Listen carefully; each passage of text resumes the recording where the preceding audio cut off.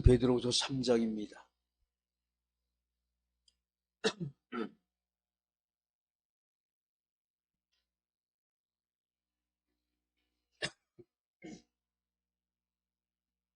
베드로후서 3장 1절 말씀부터 13절까지 말씀. 교독하십니다. 사랑하는 자들아, 내가 이제 이 둘째 편지를 너희에게 쓰노니 이 두 편지로 너희로 진실한 마음을 일깨워 생각나게 하여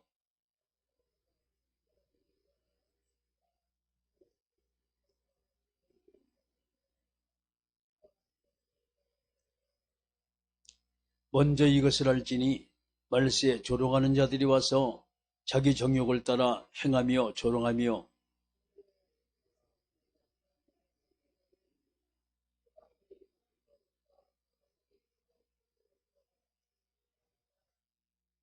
이는 하늘이 예적부터 있는 것과 땅이 물에서 나와 물로 성립된 것도 하나님의 말씀으로 된 것을 그들이 일부러 잊으려 함이로다.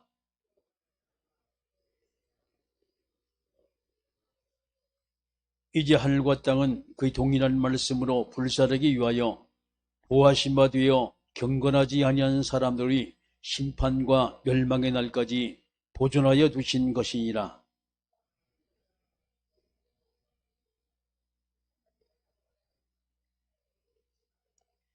주의 약속은 어떤 이들이 더디다고 생각하는 것 같이 더딘 것이 아니라 오직 주께서는 너희에 대하여 오래 참으사 아무도 멸망하지 않게 아니하고 다 회개하기에 이르기를 원하시느니라.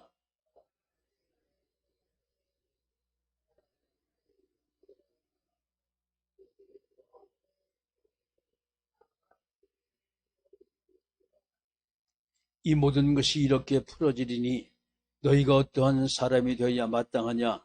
거룩한 행실과 경건함으로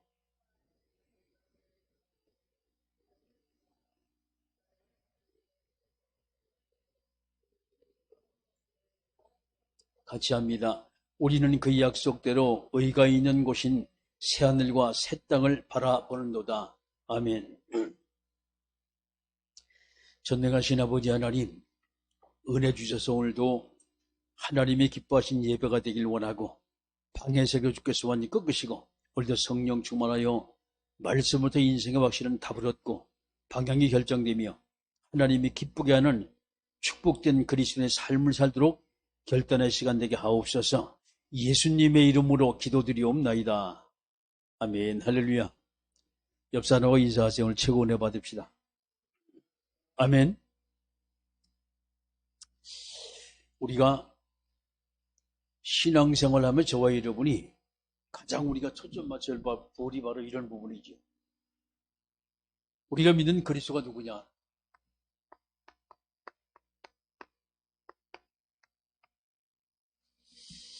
왜 그분이 이 땅에 오셨냐라는 부분이죠.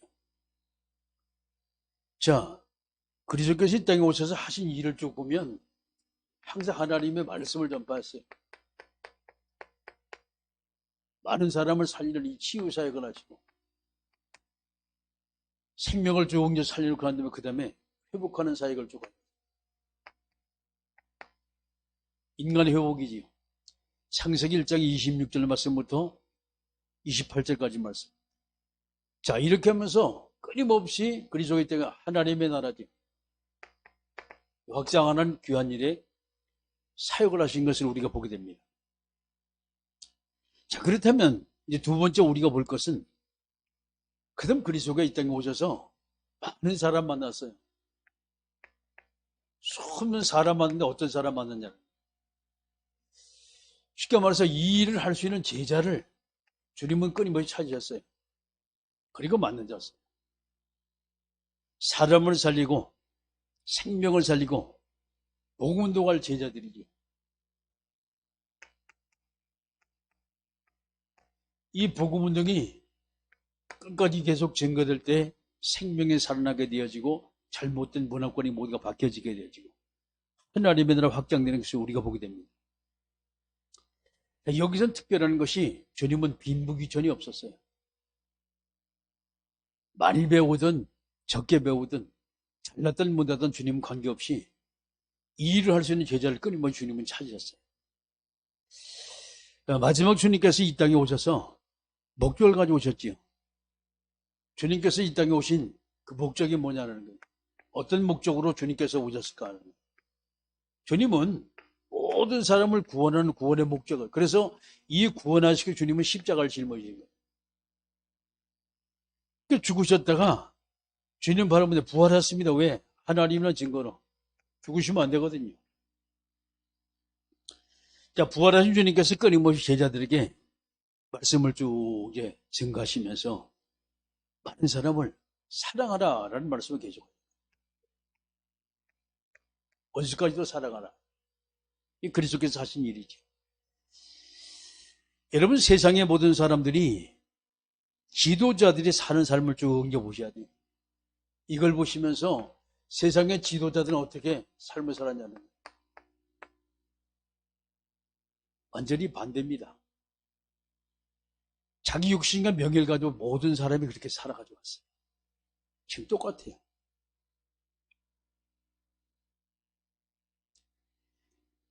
헤롯 왕이 그랬고, 가이사 왕이 그랬고, 아시리아 바벨론 왕들이 모두 마찬가지였어요. 다 이들은 자기 중심입니다.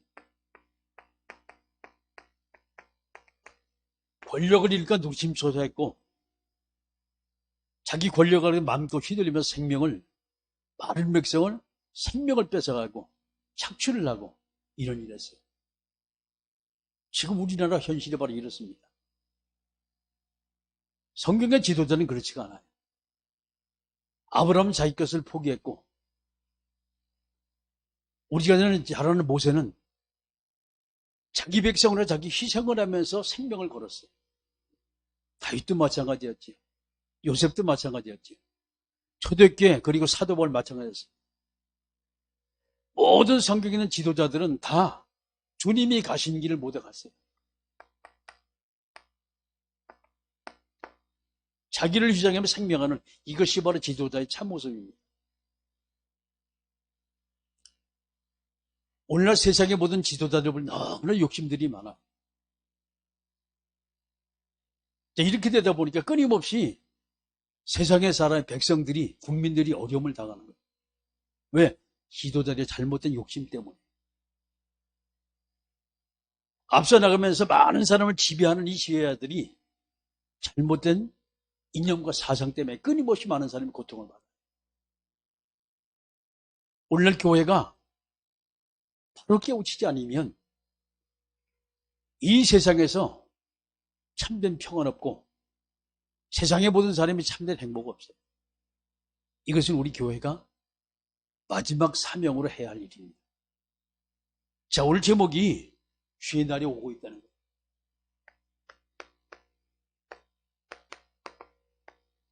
성경 베드로서 3장입니다. 주의 날이 점점 임박해지고 있어요. 오늘 저와 여러분이 하나님 앞에 마지막 때라고 말하죠. 마지막 때. 마지막 시간표입니다. 어떤 상황이 있을까요? 사도 베드로가 편지를 쓰고 씁니다. 뭐 때문에 이 베드로가 편지를 썼을까요? 어떤 편지를 썼을까요?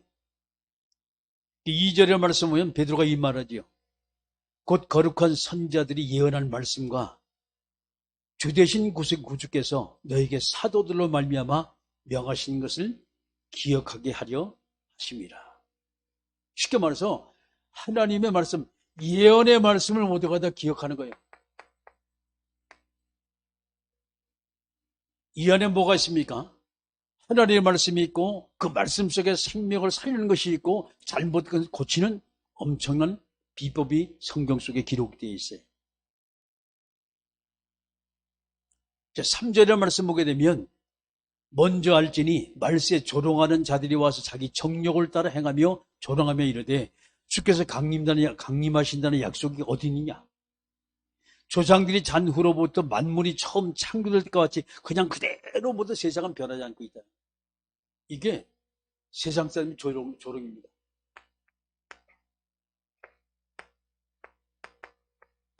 그리고 저들이 세상을 향하여 많은 믿음의 사람을 미혹하는 미혹의 소리예요. 이 소리를 까매면 완전히 불신앙 속에 빠져 있어요. 하나님을 안 믿는 이런 존재들. 작금의 시대가 바로 이런 시대입니다. 자, 그렇다면 저와 여러분이 성경은 뭐라고 우리에게 말씀하시냐는 거예요. 성경의 역사입니다. 우리가 잘 아는 노아홍수 시대, 창세기 3장에 나오지요. 먹고 장가고 시집가고 말이죠. 육신에 쫓아가지고 가다 어느 날 하나님의 말씀이 임하였는데 그 말씀을 농담으로 여기고 난 다음에 홍수 때문에 다 멸망당했어요. 소돔 고모라 사건 알죠?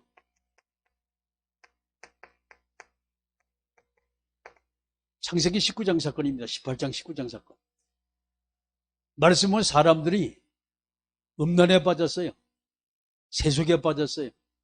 심지어 롯의 사위들까지 하나님의 말씀을 농담으로 여겼다라고 성경 기록되어 있어요.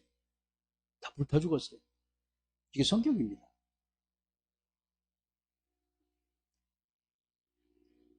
우리가 신앙생활의 저와 여러분이 바로 이런 부분이죠. 하나님의 속성입니다. 도대체 하나님이 어떤 분인가 하면 이걸 잊으시면 안 돼요.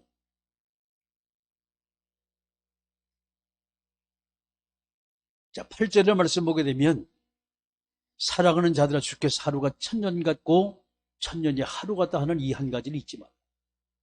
오래 또 주님은 기다리시는 거예요. 애타는 기다림이죠. 어떤 기다림을 가질까요? 9절의 주의 약속은 어떤 이들은 더디다고 생각하는 것 같이 더딘 것이 아니라 오직 주께서는 너희를 대하여 오래 참으사 아무도 멸망하지 아니하고 다 회개하게 이르기를 원하노라. 오래 참으시는 주님께서 모든 사람, 모든 세계 모든 사람을 구원하길 원하는 거죠. 멸망받지 않고 다 구원받기 원하는 것이 하나님의 마음이에요. 근데 문제는 끊임없이 주님이 참는 것만이 아닙니다. 답이 10절에 있지요.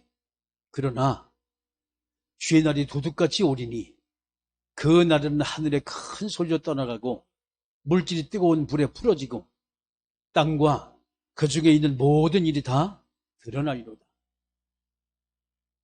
어느 날 주의 날이 온다는 거예요. 주의 날이 온다는 거예요. 이 날이 어느 날입니까 지금?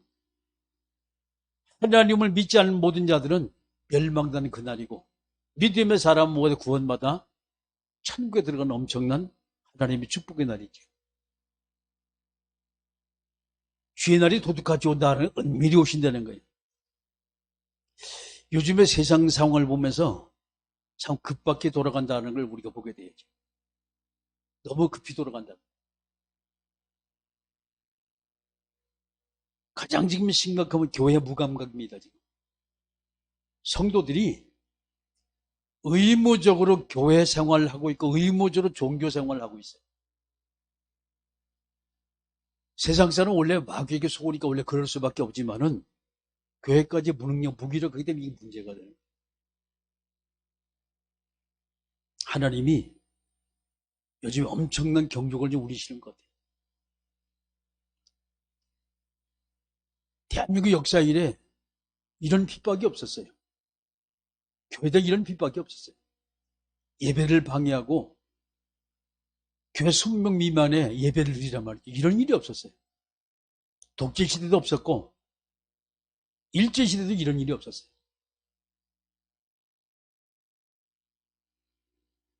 한 번도 가보지 못한 일을 우리가 당하고 있고 앞으로도 계속 당할 겁니다. 우리가 이 시대를 바라보면 저와 여러분이 정신 차리지 않으면 큰일 나요.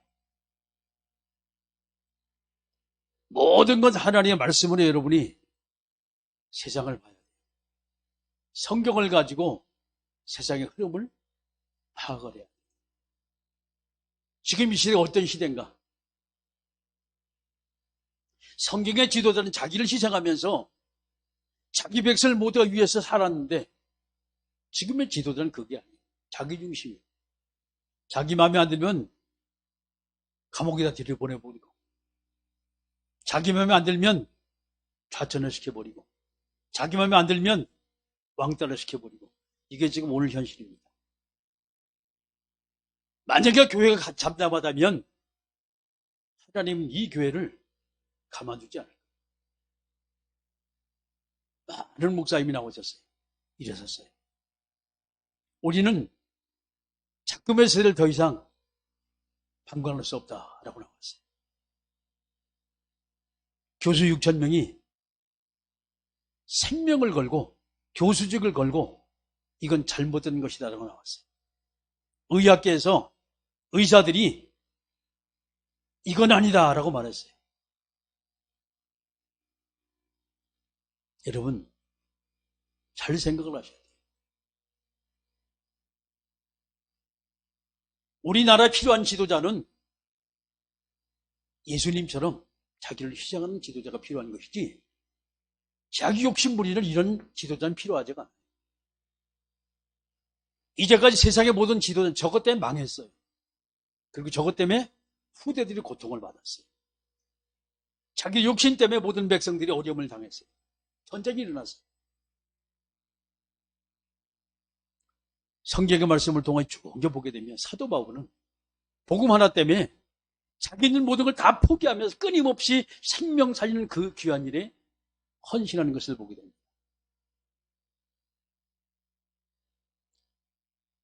저와 여러분이 이 말세의 집안을 살아가면서 우리가 어떻게 우리의 삶이 어떤 삶을 살아야 할 것이냐 하는 거예요. 어떤 삶을 살아야 할 것이냐. 사도 베드로가 많은 그리스도인에게 증언합니다. 베드로의 메시지입니다. 자, 어떤 말씀을 그들에게 했을까요? 이 속에 성령 충만했던 베드로가 하나님으로부터 받은 이 성령의 예언의 말씀을 그들에게 증거하는 거예요. 14절의 말씀 보게 되면 그러므로 살아가는 자들아 너희가 이것을 바라보나니 주 앞에서 점도 없고 흠도 없이 평강 가운데서 나타나기를 힘쓰라. 우리의 삶을 저와 여러분이 어떤 삶을 삽니까? 지금 주님 가신 길, 제자의 삶을 지금 얘기하는 거예요. 정 없이 흠 없이 거룩한 삶, 복된 삶. 하나님이 저와 이름 부르실 때 존귀한 하나님의 자녀로 부르셨어요. 그러면 우리가 존귀한 존재의 그런 삶을 살아야 돼요. 욕심 있는 삶이 아니에요.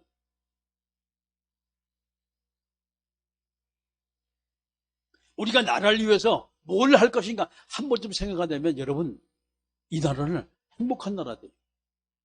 근데 그것이 아니거든. 모든 사람이 거기 가보면 다 내가 어떻게 해서 유익을 찾을까 말이죠. 눈속임을 하면서도 끊임없이 사람들은 자기 욕심 채우기에 급급해요. 문제는 위에서는 그러니까 백성들은 말할 것도 없지요. 국민들은 말할 것도 없죠. 15절에 또 우리 주의 오래 참으심이 구원이 될 줄을 여기라. 우리가 사랑하는 형제 바울도 그 받은 지혜대로 너희에게 이같이 썼다 하셨어요. 하나님이 끊임을 기다리는 것이 뭡니까? 모든 사람이 구원받기 원하는 거예요. 네? 구원받기 원하는 거예요. 이 삶에 우리가 방향 맞추는 건 주님께서 원하시는 제자의 삶이고 사도 베드로가 우리에게 말씀하신 그리스도인의 삶이라. 자, 그렇다면 이 말씀이 사도 바울은 뭐냐? 하나님이 너무 기뻐해가지고 베드로가 쓴 편지를 뭐로 만들었습니까 지금? 이게 성경이 된 거예요. 이게 캐논이 된 거예요.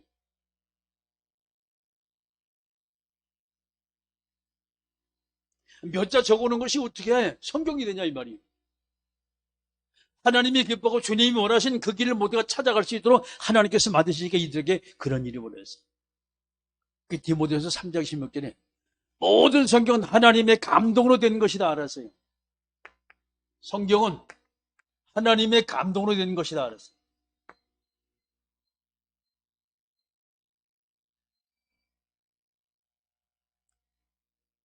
주님이 원하시고 기뻐하시는 귀한 일에 우리가 방향 맞추지 나가지 못한다면 끊임없이 성경 속에 하나님의 말씀이 저와 여러분의 모든 인생을 바꾸고 변화시키는데 우리가 생각을 깊이 해야 됩니다.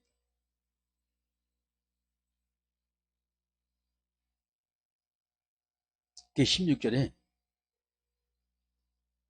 또 모든 현재도 이런 일에 관하여 말하였을 때 그중에 알기 어려운 것이 들어있으니 무식한 자들과 굳세지 못한 자들이 다른 성경과 같이 이것을 억지로 풀다가 스스로 멸망에 이른다 그랬어요. 쉽게 말해 성경을 사사로이 자기 나름대로 해석하지 말라는 거예요. 하나님께서 우리에게 성령 충만을 주시면 나도 모르는 순간에 이 성경에 성령께서 주신 성령 충만의 은혜를 통해서 성경이 깨달아져요. 배우는 것이 아니면 성경은. 물론 지식도 필요하겠지요. 근데 성경은 깨달아져요. 하나님의 은혜 주세요. 우리가 말씀이 깨우쳐질 때 나도 모르는 순간에 인간은 자꾸 바꿔지고 변화가 되어져요. 계시록 22장 18절 19절을 말씀이면 성경을 사사히 풀지 말는.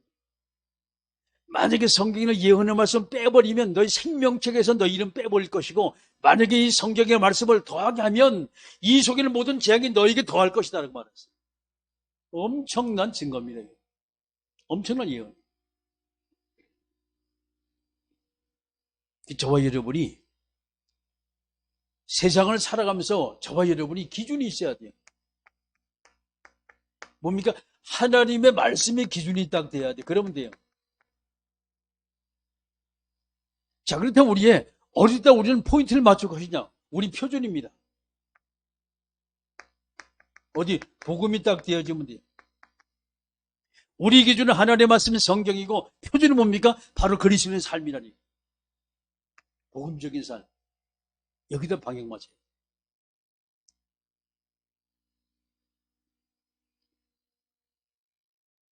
그래서 마지막 18절의 말씀 보게 되면 오직 우리 주 곧 구주 예수 그리스도의 은혜와 그런 지식에서 자라가라. 영광이 이제와 영원한 날까지 그에게 있을지어다. 그렇습니다. 저와 여러분은 하나님의 은혜와 지식으로 자꾸만 성장하는 거예요. 우리 신앙생활이 바로 이겁니다. 하나님의 은혜로 성장하는 거예요.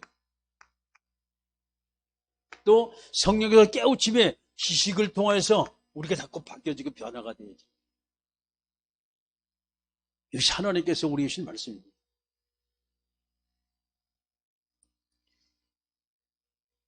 주의 날이 오고 있다는 것은 여러분이 생각을 조금 하시면 우리가 앞으로 어떤 삶을 사는 것이 하나님 앞에 우리가 바른 것인가를 깨우치게 되죠.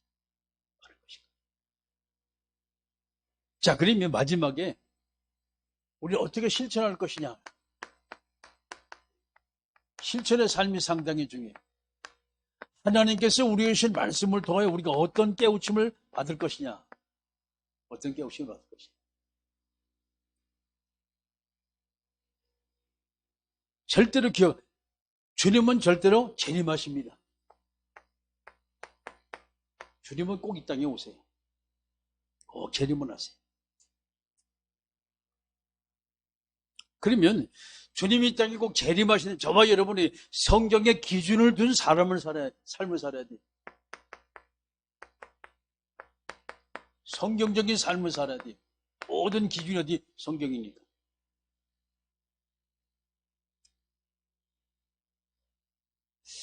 그렇다면 이것을 우리는 깨달았다면 어떻게 적용할 것이냐. 내 모든 삶에 어떻게 적용할 것이냐.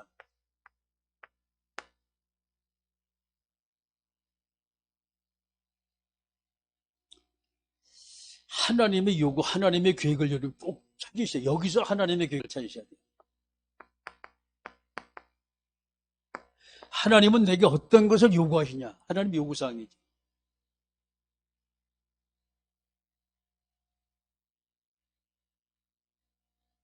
만약에 여러분이 인생을 살아가면서 만약에 내 삶이 기준이 될 수 있다면, 내 삶이 다른 사람 봤을 때 저렇게 살면 되는구나, 표준이 될 수 있다면, 그렇죠? 생각을 하시면 돼요.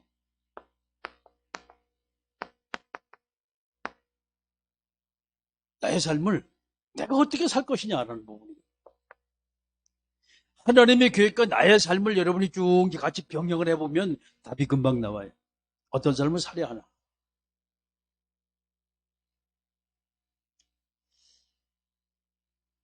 세상이 빨리 돌아가요. 그리고 2000년 이전으로 우리가 돌아가고 싶은데 안 돌아가요.